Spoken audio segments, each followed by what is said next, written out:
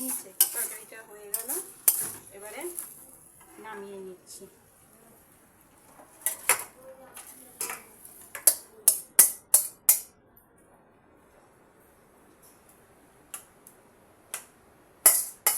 মাছের তরকারিটা বসাবো।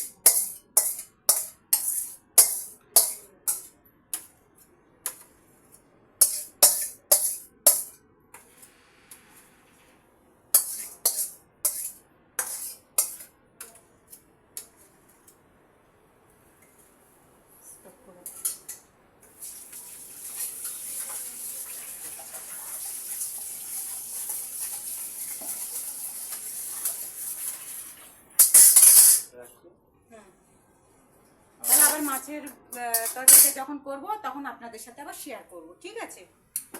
স্টপ, এখন স্টপ করো।